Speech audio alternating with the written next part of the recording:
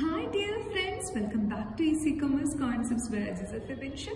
So, I am plus 2 statistics with video. Unit 1 correlation analysis important theory plus problems in this video.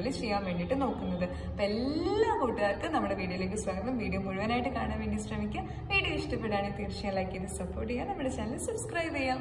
So, chapter must correlation analysis is our chapter. The important topics in the correlation meaning must correlation meaning correlation analysis is the study of the degree of relationship between two variables in a bivariate distribution. ഒരു bivariate ഡിസ്ട്രിബ്യൂഷനുള്ള രണ്ട് variables തമ്മിലുള്ള റിലേഷൻഷിപ്പിനെ കുറിച്ച് പഠിക്കുന്ന ഒരു study അല്ലെങ്കിൽ ഒരു അനാലിസിസിനെ വിളിക്കുന്ന പേരാണ് കോറിലേഷൻ എന്ന് പറയുന്നത്. രണ്ടാമത് പഠിക്കേണ്ട ടൈപ്സ് ഓഫ് കോറിലേഷൻ ആണ്. ടൈപ്സ് ഓഫ് കോറിലേഷൻ എന്ന് പറയുമ്പോൾ പോസിറ്റീവ് കോറിലേഷൻ ഉണ്ട്, നെഗറ്റീവ് കോറിലേഷൻ ഉണ്ട്, നോ കോറിലേഷൻ ഉണ്ട്, അതായത് സീറോ കോറിലേഷൻ ഉണ്ട്. ഇങ്ങനെ മൂന്ന് തരത്തിലാണ് എന്ത് വരുന്നത്, ടൈപ്സ് ഓഫ് കോറിലേഷൻ വരുന്നത്. Methods of studying correlation ഉണ്ട്. Correlation പഠിക്കാൻ വേണ്ടി നമ്മൾ യൂസ് ചെയ്യുന്ന മൂന്ന് മെത്തേഡുകളാണ്. ഒന്ന് സ്കാറ്റർ ഡയഗ്രാം, ഒന്ന് കാൾ-പിയേഴ്സൺസ് കോഎഫിഷ്യന്റ് ഓഫ് കോറിലേഷൻ, മൂന്ന് റാങ്ക് കോറിലേഷൻ കോഎഫിഷ്യന്റ്. ഇത് മൂന്നും ഇമ്പോർട്ടന്റ് ആണ്. സ്കാറ്റർ ഡയഗ്രാം എന്ന് പറയുന്നത് ഒരു graphical method of studying correlation ആണ്. കോറിലേഷൻ ഗ്രാഫിക്കലി നമ്മൾ പഠിക്കുന്ന ഒരു മെത്തേഡാണ് എന്ത്, സ്കാറ്റർ ഡയഗ്രാം എന്ന് പറയുന്നത്. അതിന് നമുക്ക് സ്കാറ്റർ പ്ലോട്ട് എന്നും വിളിക്കാറുണ്ട്. ഇതാണ് ഏറ്റവും simplest method of studying correlation എന്ന് പറയുന്നത്. രണ്ടാമത്താണ് കാൾ-പിയേഴ്സൺസ് കോറിലേഷൻ കോഎഫിഷ്യന്റ്. അതിനൊരു ഇക്വേഷൻ ഉണ്ട്. R is equal to R എന്നാണ് കേട്ടോ കോറിലേഷനെ സൂചിപ്പിക്കുന്ന ഒരു ലെറ്റർ ആണ്, സ്മോൾ ലെറ്റർ R. R എന്ന് പറയുന്നത് n into sigma xy minus sigma x into sigma y whole divided by square root of n into sigma x square minus sigma x whole square into square root of n into sigma y square minus sigma y whole square. ഇതാണ് Karl Pearson's correlation coefficient കാണാനുള്ള equation. അടുത്തതാണ് rank correlation coefficient. അതിന്റെ equation എന്ന് പറയുന്നത് rho. ഇത് rho എന്നാണ് കേട്ടോ വായിക്കുക. Rho is equal to 1 minus 6 into sigma d square divided by n cube minus n ആണ് അതിന്റെ ഇക്വേഷൻ. ഇനി നിങ്ങൾ മസ്റ്റ് ആയിട്ട് പഠിച്ചിരിക്കേണ്ട കോഎഫിഷ്യന്റ് ഓഫ് കോറിലേഷന്റെ പ്രോപ്പർട്ടി എന്ന് പറയുന്നത് ആറിന്റെ വാല്യൂ എപ്പോഴും -1ന്റെയും +1ന്റെയും ഇടയിലായിരിക്കും ഉണ്ടാവുക. -1ന് താഴോട്ടും പോകത്തില്ല, +1ന് മുകളിലോട്ടും പോകത്തില്ല. അപ്പോൾ ഇത്രയും കാര്യങ്ങളാണ് ഈ ഒരു ചാപ്റ്ററിൽ നിങ്ങൾ ഇമ്പോർട്ടന്റ് ആയിട്ട് പഠിക്കേണ്ടത്. ഇനി ഈ ഒരു ചാപ്റ്ററിൽ നിന്ന് ചോദിക്കാൻ സാധ്യതയുള്ള ചില ചോദ്യങ്ങളാണ് നമ്മൾ എന്ത് ചെയ്യാൻ പോകുന്നത്, ചെയ്തു നോക്കാൻ വേണ്ടിയിട്ട് പോകുന്നത്. ഓക്കെ, അപ്പൊ നിങ്ങൾ മസ്റ്റ് ആയിട്ട് ഇതൊക്കെ ചെയ്തു നോക്കിയാൽ വളരെ നന്നായിരിക്കും. പരീക്ഷയ്ക്ക് നല്ല രീതിയിലുള്ള മാർക്ക് ഈ ചാപ്റ്റർ നിങ്ങൾക്ക് സ്കോർ ചെയ്തെടുക്കാൻ വേണ്ടിയിട്ട് പറ്റും. അത്രയും കോൺഫിഡന്റോട് കൂടിയാണ് പറയുന്നത്.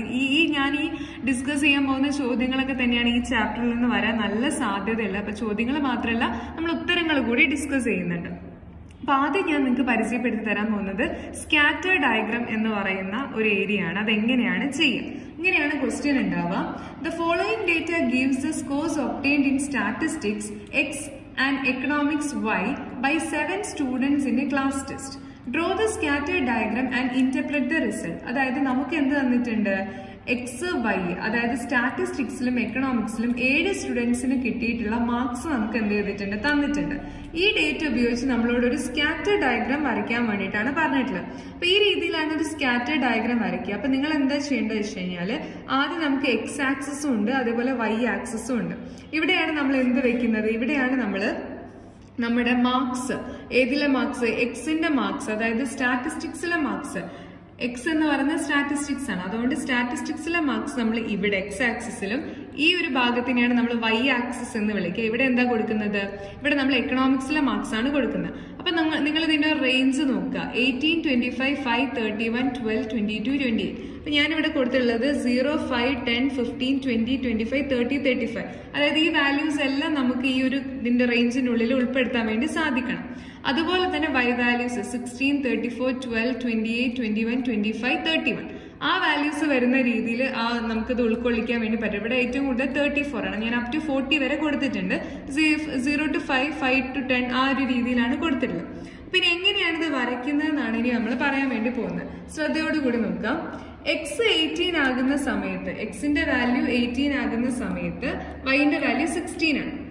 അപ്പൊ നോക്കുക, എക്സിന്റെ വാല്യൂ എന്ന് പറയുന്നത് 18 ആകുമ്പോൾ ഓൾമോസ്റ്റ് 15ന്റെയും 20ന്റെയും ഏകദേശം ഈ ഒരു ഭാഗത്തായിട്ട് വരും.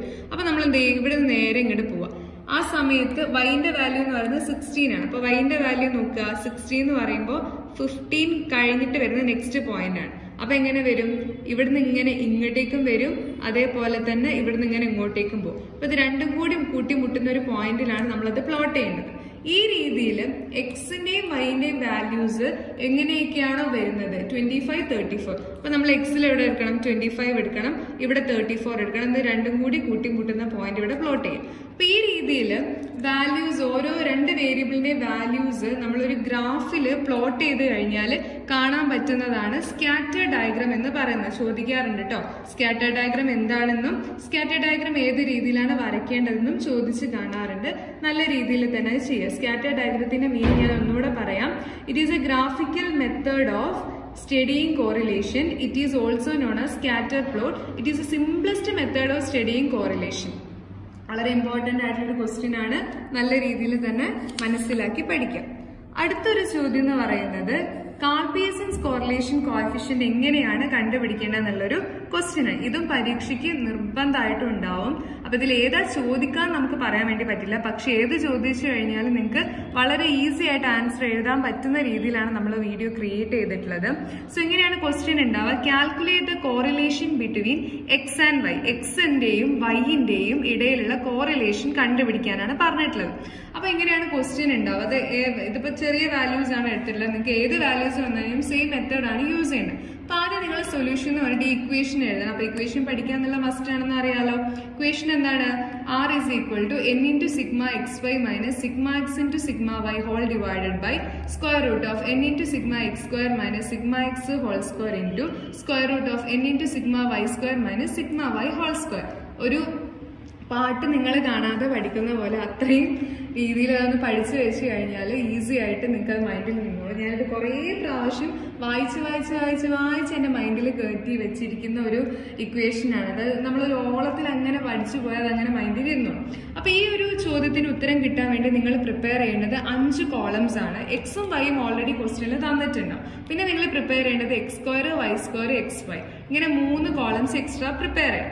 എക്സിന്റെ വാല്യൂസ് ക്വസ്റ്റ്യനിൽ നിന്ന് എടുത്തിട്ട് എഴുതുക, അതുപോലെ വൈന്റെ വാല്യൂസും ക്വസ്റ്റ്യനിൽ നിന്ന് എടുത്തിട്ട് എന്ത് ചെയ്യുക? അത് എഴുതി വെക്കാം. ക്ലിയർ? വൈന്റെ വാല്യൂസും ക്വസ്റ്റ്യനിൽ നിന്ന് എടുത്തിട്ട് എഴുതി വെക്കാം. അതിനുശേഷം എക്സ് സ്ക്വയർ കണ്ടുപിടിക്കുക. എക്സ് സ്ക്വയർ എങ്ങനെയാണ് കണ്ടുപിടിക്കേണ്ടതെന്ന് വെച്ച് കഴിഞ്ഞാൽ 2 ആണ് എക്സ്. അപ്പൊ എക്സിന്റെ സ്ക്വയർ 4, 2 into 2. 3x, അപ്പൊ 3 into 3 9, 4 into 4 16, 5 into 5 25, 6 into 6 36, 7 into 7 49, 8 into 8 64. അപ്പൊ നമുക്ക് എക്സിന്റെ സ്ക്വയേഴ്സ് എടുത്തു കഴിഞ്ഞാൽ X square table column fill ചെയ്യാൻ പറ്റും. സെയിം ടൈം നമുക്ക് എന്ത് ചെയ്യാം?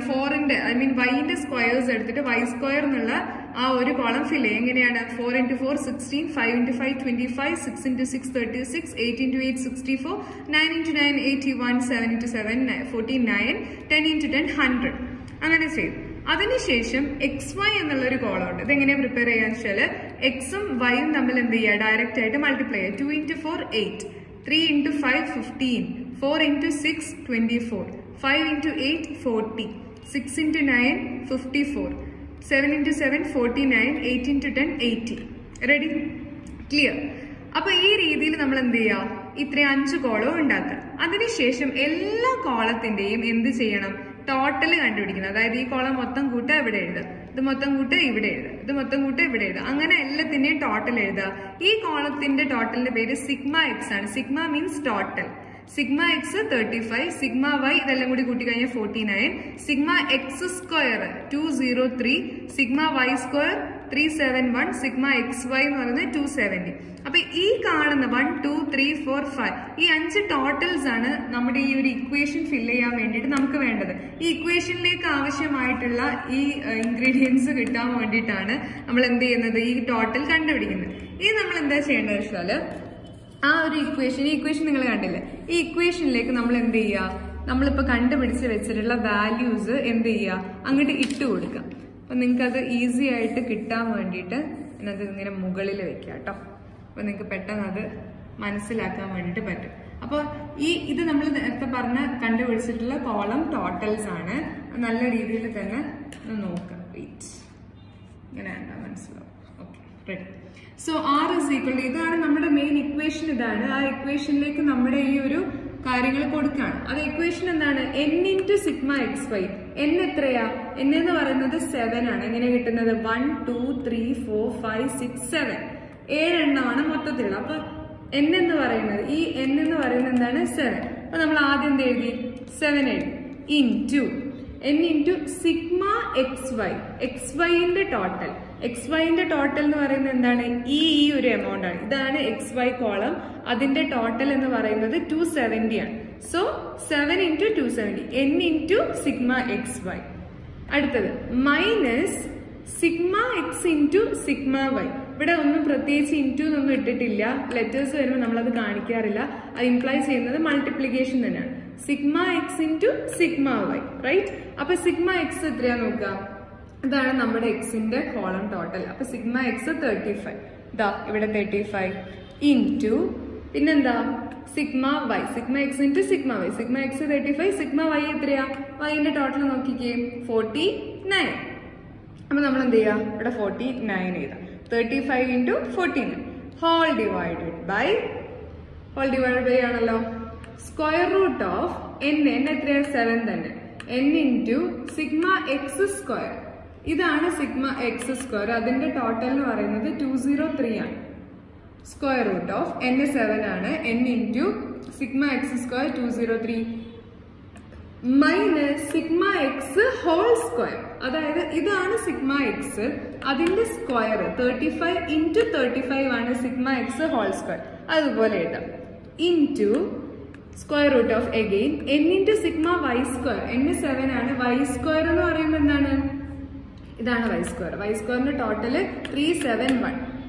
7 into 371 minus sigma y whole square.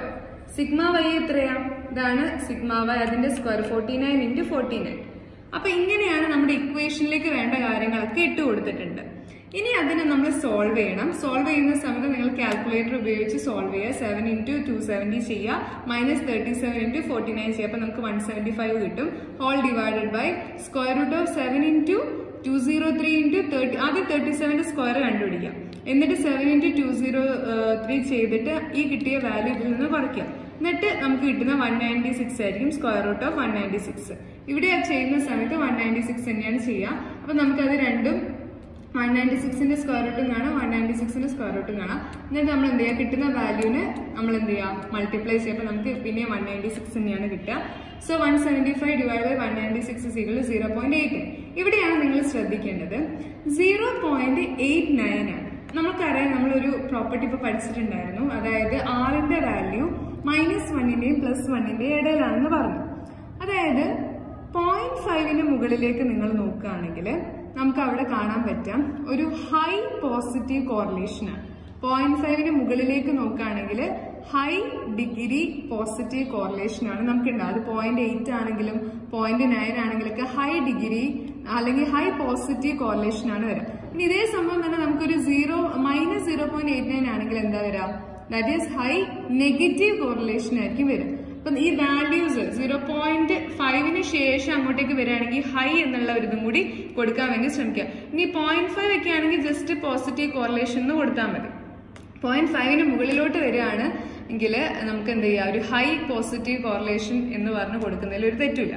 അതായത് ഈ രണ്ട് വാല്യൂസ് ഉണ്ടല്ലോ, വാരിയബിൾസ് ഉണ്ടല്ലോ, എക്സും വൈ, ഇത് തമ്മിലുള്ള റിലേഷൻഷിപ്പ് എന്ന് പറയുന്നത് ഒരു പോസിറ്റീവ്, അത് വെറും പോസിറ്റീവ് അല്ല, ഹൈ പോസിറ്റീവ് കോറിലേഷൻ ആണ്.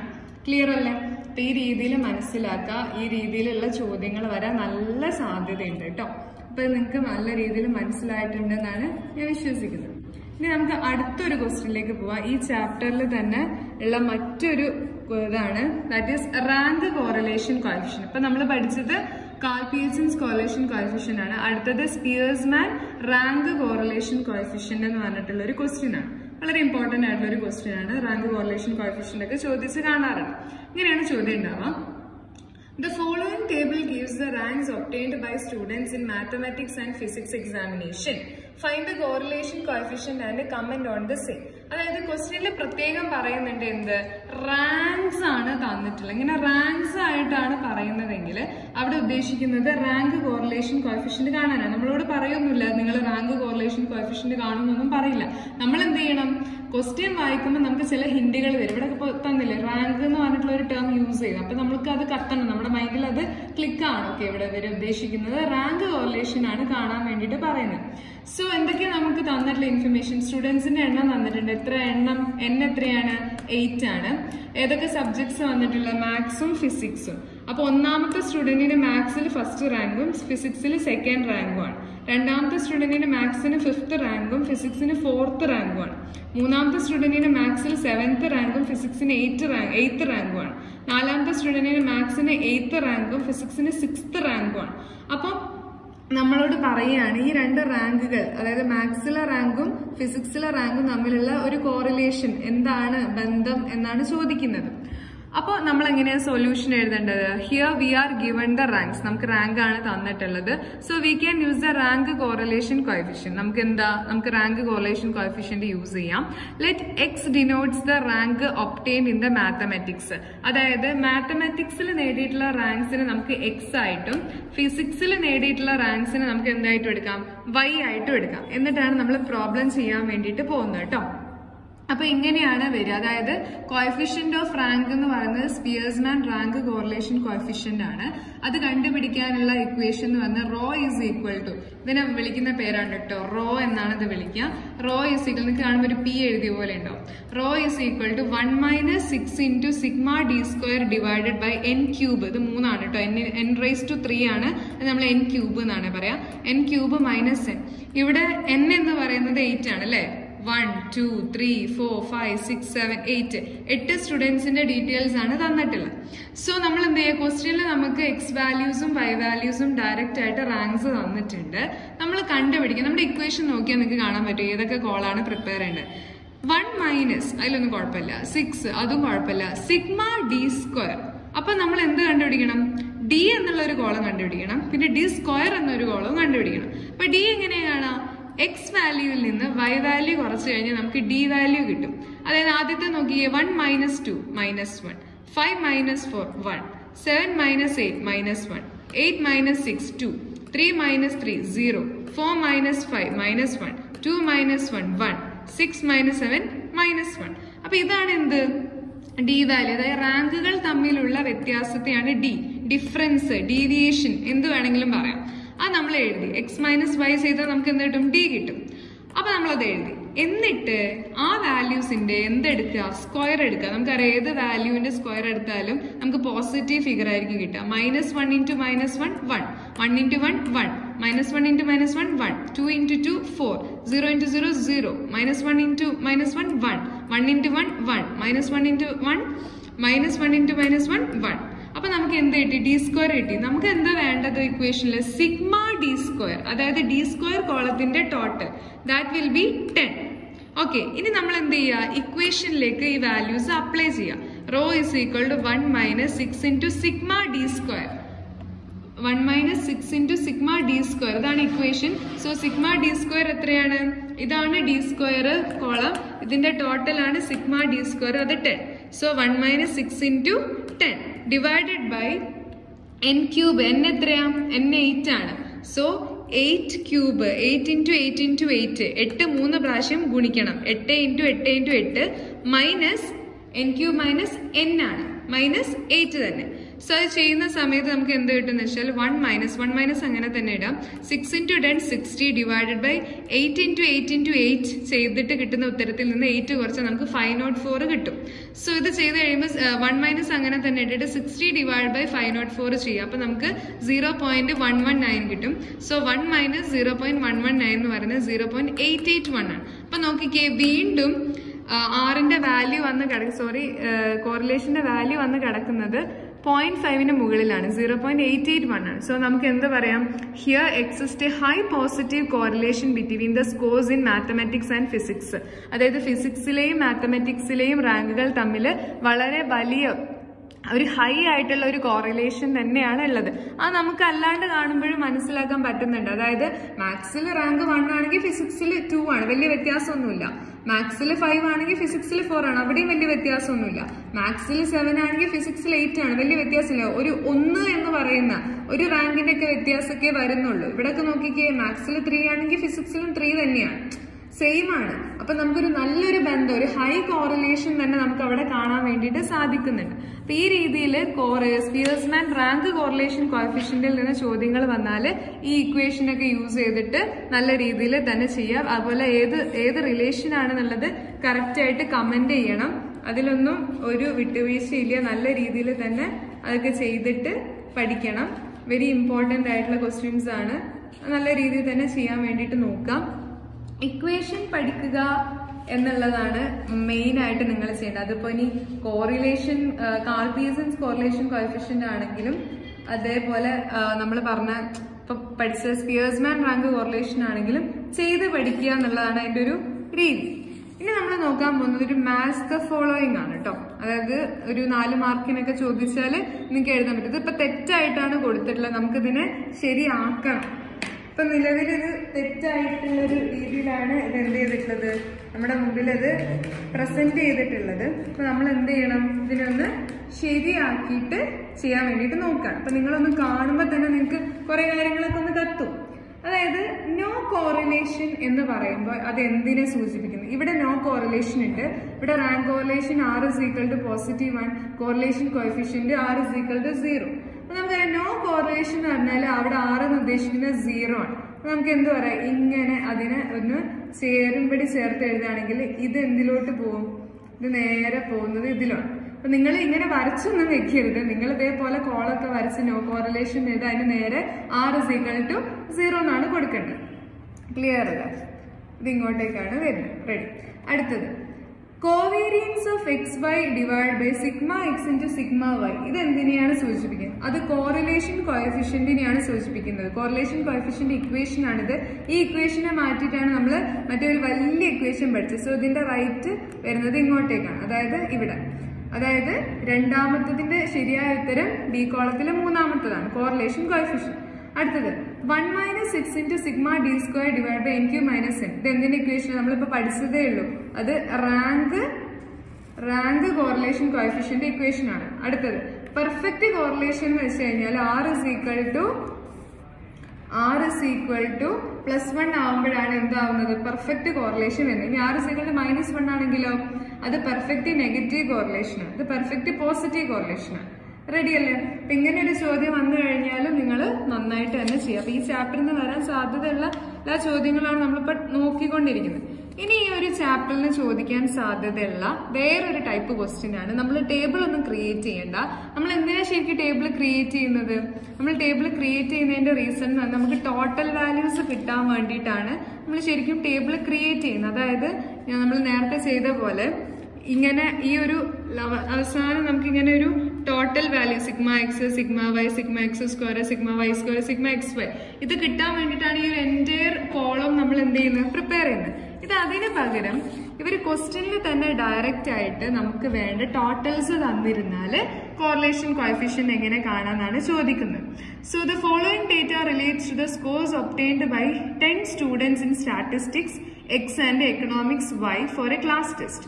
അതായത് സ്റ്റാറ്റിസ്റ്റിക്സിലും എക്കണോമിക്സിലും വിദ്യാർത്ഥികൾക്ക് കിട്ടിയിട്ടുള്ള എന്താ തന്നിട്ടുള്ളത്, ഇൻഫർമേഷൻസ് ആണ് നമുക്ക് തന്നിട്ടുള്ളത്. അപ്പൊ അത് വെച്ചിട്ടാണ് നമ്മളിത് കണ്ടുപിടിക്കാൻ വേണ്ടിയിട്ട് പോകുന്നത്. റെഡി? ഓക്കെ. സോ 10 സ്റ്റുഡൻസിന് കിട്ടിയിട്ടുള്ള ആ 10നൊക്കെ അവിടെ ഇമ്പോർട്ടൻസ് ഉണ്ട് കേട്ടോ. നമ്മുടെ ഇക്വേഷൻ നമുക്കൊന്ന് നോക്കാം. ഇക്വേഷൻ എന്താണ്? R=n into σxy minus σx into σy whole divided by square root of n into σx² minus σx whole square into square root of n into σy² minus σy whole square. ഇതാണ് നമ്മുടെ equation. അപ്പൊ ഈ ഇക്വേഷനിലേക്ക് വേണ്ട values ഒക്കെ direct ആയി ക്വസ്റ്റ്യനിൽ തന്നിട്ടുണ്ട്. നമ്മൾ എന്താണ് ചെയ്യേണ്ടത്? കറക്റ്റ് ആയിട്ട് അതിനെ എന്ത് ചെയ്യുക, ഫിറ്റ് ചെയ്യുക. ഈ ഇക്വേഷനിലേക്ക് അതിനെ എന്ത് ചെയ്ത് കൊടുക്കുക, ഫിറ്റ് ചെയ്ത് കൊടുക്കുക എന്നുള്ളതാണ് ചെയ്യേണ്ടത്. സോ എന്താണ് n into σxy, n എത്രയാ? 10 അതാ ക്വസ്റ്റ്യനിൽ 10 സ്റ്റുഡൻസ് എന്ന് പറഞ്ഞിട്ടുണ്ട്. അപ്പൊ n into 10 ആണ്. സോ 10 എഴുതാം. 10 into σxy ക്വസ്റ്റ്യനിൽ തന്നിട്ടുണ്ടല്ലോ. σxy എത്രയാണ്? σxy 7259. σxy അതെടുത്തിട്ട് എഴുതാം. Minus σx into σy. σx 247 ആണ്, into σy 263 ആണ്, whole divided by square root of n again 10 into σx². σx² എത്രയാണ് നമുക്ക് തന്നിട്ടുള്ളത്? 7345. അതെടുത്ത് എഴുതാം. Minus sigma x whole square, അതായത് 247 സ്ക്വയർ.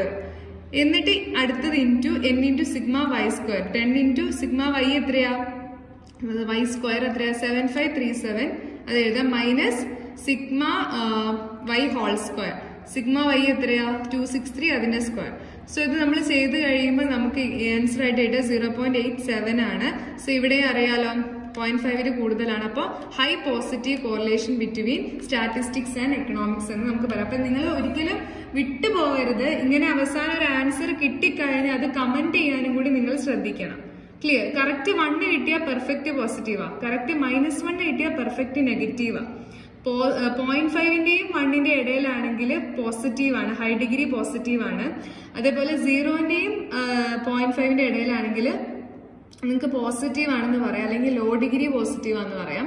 ഇനി 0ന്റെയും -0.5ന്റെ ആണെങ്കിൽ നെഗറ്റീവ് കോറിലേഷൻ ആണെന്ന് പറയാം. ഇനി -0.5ന്റെയും -1ന്റെയും ഇടയിലാണെങ്കിൽ നിങ്ങൾക്ക് നെഗറ്റീവ് കോറിലേഷൻ എന്ന് പറയാം, ഹൈ ഡിഗ്രി നെഗറ്റീവ് കോറിലേഷൻ എന്ന് പറയാം. ഇനി -1 ആണ് കിട്ടുന്നതെങ്കിൽ അത് പെർഫെക്റ്റ് നെഗറ്റീവ് കോറിലേഷൻ ആണെന്ന് പറയാം. അപ്പൊ ഇത്രയും ചോദ്യങ്ങളാണ് മക്കളെ നിങ്ങൾ എക്സാമിന് വേണ്ടിയിട്ട് പ്രിപ്പയർ ചെയ്യേണ്ടത്. ഞാൻ ഒന്നുകൂടെ നിങ്ങളുടെ കൺമുന്നിലൂടെ അതൊക്കെ ഒന്ന് കൊണ്ടുപോകാം. മസ്റ്റായിട്ട് എല്ലാം ഒന്ന് നല്ല രീതിയിൽ തന്നെ ഒന്ന് പഠിക്കുക, മനസ്സിലാക്കുക. സ്കാറ്റർ ഡയഗ്രാം ആണെങ്കിലും കാൽപിയസൻസ് കോറിലേഷൻ കോഎഫിഷ്യന്റ് ആണെങ്കിലും എല്ലാം നന്നായിട്ട് നോക്കുക. ഇതൊക്കെ പഠിച്ചു പോയാൽ ഉറപ്പായിട്ട് നിങ്ങൾക്ക് വിജയം സുനിശ്ചിതമാണ്. ഈ ഒരു ചാപ്റ്ററിൽ നിന്ന് ചോദിച്ചു കഴിഞ്ഞാൽ നിങ്ങൾക്ക് നന്നായിട്ട് തന്നെ എഴുതാൻ പറ്റും. മെയിനായിട്ട് ഈ ചാപ്റ്ററിൽ പഠിക്കേണ്ട 2 ഇക്വേഷൻസ് ആണ് ഇത് നിങ്ങൾ കാണുന്നത്. മസ്റ്റായിട്ട് പഠിക്കുക. തിയറിയും ഓൾമോസ്റ്റ് ഇമ്പോർട്ടന്റ് ആണ്. അപ്പം ഈ ഒരു ക്ലാസ് നിങ്ങൾക്ക് ഹെൽപ്ഫുൾ ആയിട്ട് ഫീൽ ചെയ്തിട്ടുണ്ടെങ്കിൽ തീർച്ചയായും നമ്മുടെ ഈ ഒരു ചാനൽ സബ്സ്ക്രൈബ് ചെയ്ത് സപ്പോർട്ട് ചെയ്യുക. പുതിയ ചാനലാണ്. സോ നല്ല രീതിയിൽ തന്നെ നിങ്ങൾക്ക് നല്ലൊരു മാർക്ക് ഒക്കെ ഇതിൽ നിന്ന് കിട്ടണമെന്ന് എനിക്ക് അതിയായ ആഗ്രഹമുണ്ട്.